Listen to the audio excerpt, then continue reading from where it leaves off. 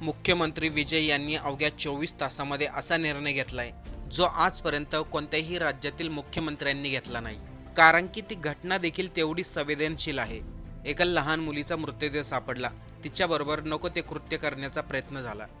पण यानंतर मुख्यमंत्री विजय यांनी जी ॲक्शन घेतली ते पाहून सर्वजण त्यांचं कौतुक करत आहे. नेमकं काय घडलंय, मुख्यमंत्री विजय यांनी अशी कोणती ॲक्शन घेतली, त्या मुलीला न्याय मिळाला की नाही, चला सविस्तर आपण या व्हिडिओमधून पाहूया. चॅनलवरती नवीन असाल तर सबस्क्राईब करायला विसरू नका.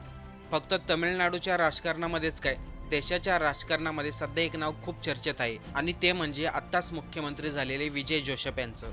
अगोदर चित्रपटाच्या माध्यमातून लोकांच्या मनावरती राज्य करणारा अभिनेता आज सत्तेच्या केंद्रस्थानी पोहोचलाय आणि या व्यक्तीने चित्रपटामध्ये ज्याप्रमाणे भूमिका घेतल्यात त्याचप्रमाणे मुख्यमंत्री झाल्यानंतर देखील त्यांनी ॲक्शन घेतल्यात. कारण की नुकतीच तमिळनाडूमध्ये एक धक्कादायक घटना घडली. देशामध्ये रोज कुठे ना कुठे महिलांवरती अत्याचार होतात. लहान मुलींवरती अत्याचार, अपहरण, त्यानंतर हत्या, अशा प्रकारच्या घटना काही काळामध्ये इतक्या प्रमाणात वाढल्या की दर 2 दिवसांनी आपल्याला ही बातमी पाहायला मिळते. थोड्या दिवस सर्वजण सिस्टमच्या विरोधामध्ये बोलतात आणि नंतर संपूर्ण शांत होऊन जातं. पण तमिळनाडूच्या कोयंबटूर जिल्ह्यामध्ये आत्ताच घडलेली ही घटना आणि या घटनेमध्ये मुख्यमंत्री विजय यांनी घेतलेला निर्णय जो सर्वांपेक्षा वेगळा ठरतो. कोयंबटूर परिसरामध्ये राहणारी एक 10 वर्षाची मुलगी अचानक बेपत्ता झाली. मुलगी बेपत्ता झाल्यामुळे कुटुंबातील लोक घाबरले. त्यांनी शोधाशोध सुरू केली. संपूर्ण परिसरामध्ये तिचा शोध घेण्यात आला, तपास करण्यात आला, पण ती मुलगी कुठेही सापडली नाही. सुरुवातीला वाटलं ही एक मिसिंग केस असेल, पण जेव्हा या घटनेचं सत्य बाहेर आलं संपूर्ण तमिळनाडू हादरलं. त्या मुलीचा मृतदेह एका तलावाजवळ सापडला. अगोदर तिचं अपहरण करण्यात आलं, त्यानंतर तिच्याबरोबर नको ते कृत्य केलं आणि मग तिचा जीव घेण्यात आला. ही बातमी बाहेर येताच लोकांमध्ये संतापाची लाट पसरली. लोक अक्षरशः रस्त्यावरती उतरले. माध्यमांनी हा विषय एकदम मोठ्या प्रमाणामध्ये उचलून धरला.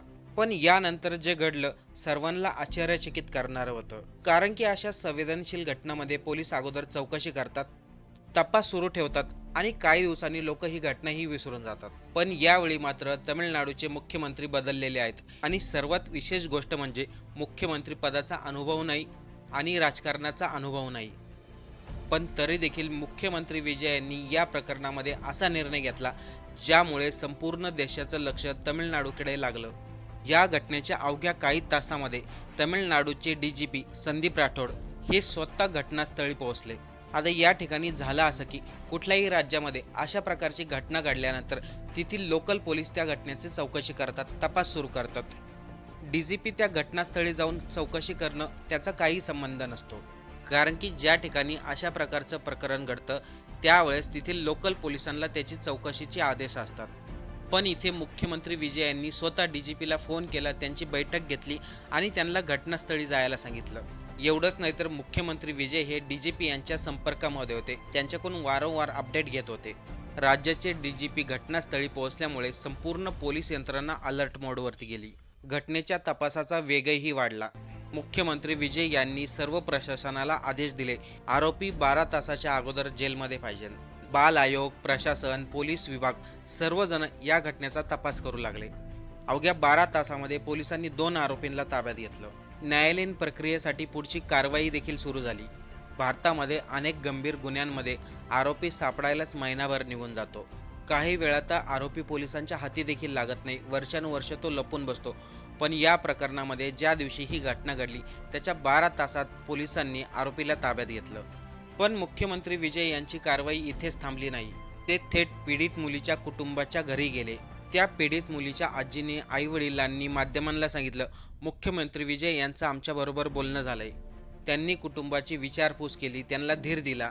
तुम्ही काळजी करू नका, कोणत्याही आरोपीला सोडणार नाही. मी मुख्यमंत्री विजय जोशप तुमच्या पाठीशी उभा आहे, असं स्पष्ट शब्दामध्ये विजय यांनी पीडित कुटुंबाच्या घरच्यांना आश्वासन दिलं.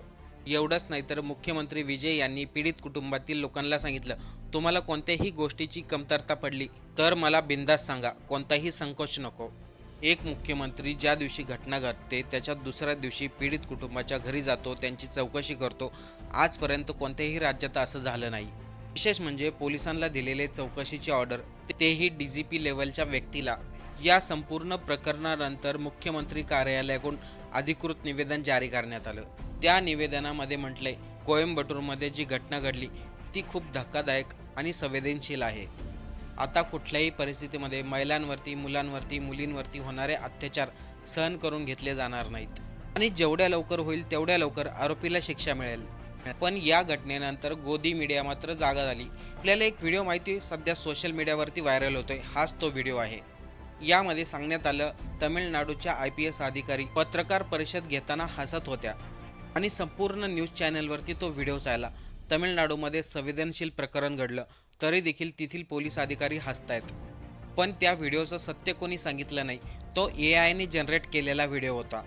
त्या महिला पोलीस अधिकारी कुठेही हसल्या नाही, त्यांनी कुठेही जोक केला नाही. फक्त तो व्हिडिओ AI पद्धतीने बनवला होता. पण गोदी मीडियाने तमिळनाडूच्या मुख्यमंत्र्यांचं नाव बदनाम करण्यासाठी त्या व्हिडिओला AI तंत्रज्ञानाचं रूप दिलं आणि नंतर टीका करण्यात आली. बघा पोलीस अधिकारी कसे हसतायत आणि मुख्यमंत्री शांत बसलेत.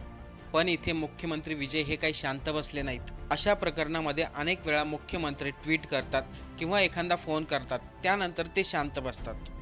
पण तमिळनाडूमध्ये अशा प्रकारची घटना मुख्यमंत्र्यांच्या कानावरती पडताच त्यांनी सर्वात प्रथम DGP यांना तिथे जाण्याची ऑर्डर दिली.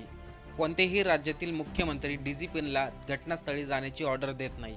यामधून एक मोठा संदेश तमिळनाडूच्या पोलीस यंत्रणेला गेला आहे.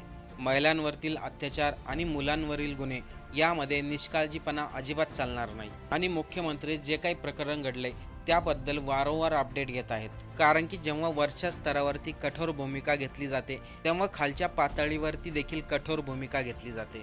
पण यामधून एक गोष्ट समजली नाही. एखाद्या राज्यातील मुख्यमंत्री चांगला काम करतोय तर त्याला बदनाम करण्यासाठी AI तंत्रज्ञानाचा वापर का करण्यात येतो?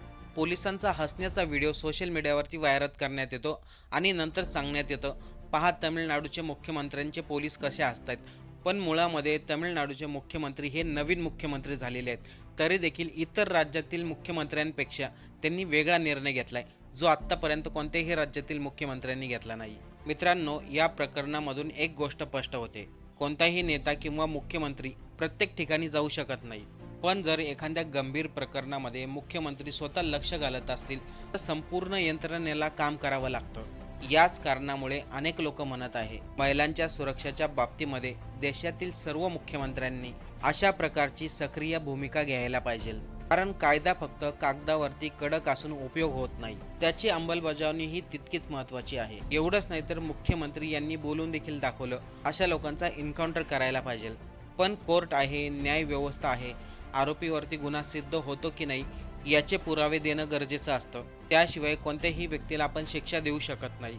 मुख्यमंत्री झाले म्हणून कोणाच्याही एन्काउंटरची ऑर्डर काढणं हे इतकं सोपं नसतं. पण संवेदनशील प्रकरणामध्ये मुख्यमंत्री विजय यांनी जे काही निर्णय घेतले, पोलिसांना जे काही आदेश दिले, त्याबद्दल आपल्याला काय वाटतंय? मुख्यमंत्री विजय पर्सनली त्या मुलीला न्याय देतील का, की ही केस कोर्टामध्ये चालू राहील? आपल्याला या सर्व घटनेवरती काय वाटतंय आणि मुख्यमंत्री विजय यांच्या कामावरती काय वाटतंय? कमेंट करून नक्की सांगा.